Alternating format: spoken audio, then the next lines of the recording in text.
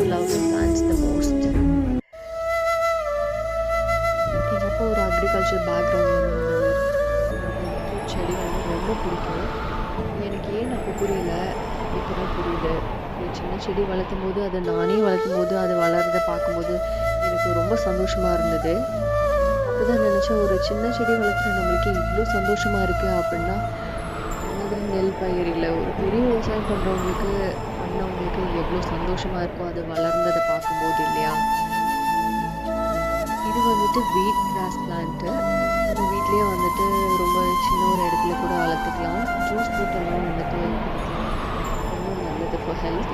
So இந்த மாதிரி நீங்கள் ஏதாவது செடி வளர்த்துருந்தீங்க அப்படின்னா கமெண்ட் செக்ஷனில் வந்து கமெண்ட் பண்ணுங்கள். எந்த செடி எந்த மாதிரி அப்படின்னு. அப்படியே நம்ம சேனலை சப்ஸ்கிரைப் பண்ணிக்கோங்க. Thank you so much.